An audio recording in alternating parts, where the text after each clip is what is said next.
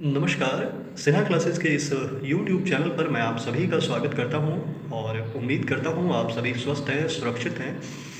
Sinha classes के सभी videos, shorts को बहुत सारा प्यार और अपना साथ देने के लिए मैं तहे दिल से आप सभी का शुक्रिया अदा करता हूं और आशा करता हूं कि आगे भी आपका प्यार और साथ यूँ ही हमारे साथ बना रहेगा। पूरे उत्तर भारत में बहुत कड़ाके की ठंड पड़ रही है, तो एक सामान्य सी सलाह है कि ठंड से उचित परहेज़ लें और अगर बहुत ज़्यादा और बहुत ज़रूरी कार्य ना हो, तो घर से बाहर ना निकलें। आज एक बहुत छोटे से वीडियो लेक्चर के माध्यम से एक बहुत इम्पॉर्टेंट वर्ड को मैं सरलतम शब्दों में आप लोगों के सामने उसकी एक व्याख्या रखना चाहता हूँ, क्योंकि यह शब्द इतना कॉमन है कि आए दिन हम लोग टीवी न्यूज़ चैनल्स में, शोज़ में, मूवीज़ में, न्यूज़पेपर्स में खूब पढ़ते हैं, लेकिन कई लोग इस शब्द के सही अर्थ को समझने में या कानून की दृष्टि में इस शब्द का मीनिंग लगाने में या उसका अर्थ या उसके महत्व को समझने में असमर्थ रहते होंगे। एक्चुअली यह शब्द है मानहानि, डिफेमेशन।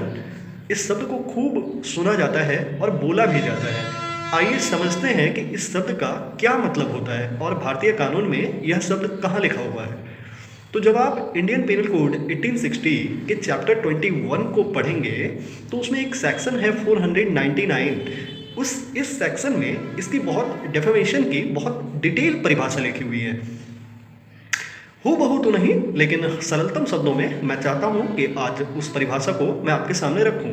तो इस धारा के अनुसार यह लिखा हुआ है कि वह जो कोई भी बोले हुए शब्दों से या पढ़े जाने वाले शब्दों से या संकेतों से, साइंस से या दृश्य रूपणों के द्वारा, विजिबल रिप्रेजेंटेशन से किसी व्यक्ति पर कोई ऐसा लांछन यानी इम्प्यूटेशन लगाता है और इस आशय से लगाता है कि ऐसा करने से उस व्यक्ति के ख्याति को, रेप्यूटेशन को हानि पहुंचेगी या हार्म पहुंचेगा, तो कुछ अपवादों को अगर छोड़ दिया जाए, यहाँ पर कुछ अपवाद भी एक बड़ा शब्द है, मैं आपको समझाऊंगा। कुछ अपवादों को अगर छोड़ दिया जाए तो सामान्यतः कहा जाता है कि वह उस व्यक्ति का, जिसके लिए वो लांछन लगा रहा है, उस व्यक्ति का मानहानि करता है।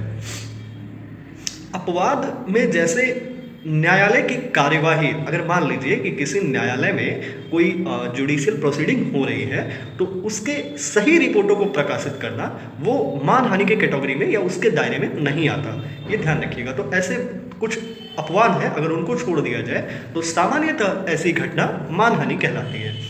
इसके कुछ एक्सप्लेनेशंस हैं, स्पष्टीकरण हैं, उनमें से एक दो बहुत महत्वपूर्ण हैं जो आपको समझने चाहिए। जैसे बहुत से लोग यह सोचते हैं कि मानहानि केवल जीवित लोगों के साथ ही हो सकता है, लेकिन ऐसा नहीं है। कोई ऐसा लांछन भी मानहानि के दायरे में आएगा, भले ही वो किसी मृत व्यक्ति पर यानी डिकीज्ड पर्सन पर लगाया गया हो, लेकिन अगर वो लांछन यानी वो इम्प्यूटेशन, अगर वो व्यक्ति जिंदा होता और उसके रेपुटेशन को उससे ठेस पहुंचती या उसकी हानि होती या उसके परिवार वालों को यानी उसके रिलेटिव्स को उनकी फीलिंग्स को हर्ट पहुंचता है, तो भी इस प्रकार का लांछन मानहानि के दायरे में आएगा। एक और एक्सप्लेनेशन है, इसको भी आप समझिए कि कोई व्यंग, ये ध्यान रखिएगा, कोई व्यंग, सरकाज़्म भी या आप सटायर कह लें, कोई सटायर भी मानहानि के कैटेगरी में आता है। अगर ऐसा करने से किसी व्यक्ति के ख्याति को या उसके रेपुटेशन को हानि पहुंचती है और करने वाले व्यक्ति ने इस आशय से ही वो लांछन लगाया है कि उसके इम्प्यूटेशन को हानि पहुंचे, उसके रेपुटेशन को हानि पहुंचे, ठीक है। जब आप सेक्शन 500 को पढ़ेंगे तो उसमें मानहानि के लिए दंड का प्रावधान है और उसमें एकदम साफ लिखा हुआ है कि जो कोई भी किसी व्यक्ति की या किसी अन्य व्यक्ति की मानहानि करता है, वह सादे कारावास से, सिंपल इम्प्रिजनमेंट से, जिसकी अवधि 2 साल तक की हो सकेगी, यानी सिंपल इम्प्रिजनमेंट विच में एक्सटेंडेड अप टू 2 ईयर्स, या जुर्माने से, फाइन या दोनों से दंडित किया जाएगा। मैं आपको बताऊं कि 501 और 502 इसमें भी मानहानि के अलग अलग जो करने की प्रकृति है वो और दंड के प्रावधान किए गए हैं। तो मेरा ये मानना है कि कभी किसी भी व्यक्ति के प्रति ऐसे कोई शब्द ना निकालें अपने मुंह से, या ऐसी कोई बात ना लिखें जिससे कि किसी व्यक्ति के सम्मान को या उसकी ख्याति को, उसके रेपुटेशन को ठेस पहुंचे। फ्रैटर्निटी एक बहुत बड़ा शब्द होता है, बंधुत्व एक बहुत बड़ा शब्द है। सदैव कोशिश करें कि बंधुत्व की राह पर चल सके। और वैसे भी अगर हम किसी का कुछ भला नहीं कर सकते तो फिर किसी का बुरा करके ही हमें कौन सा लाभ होने वाला है।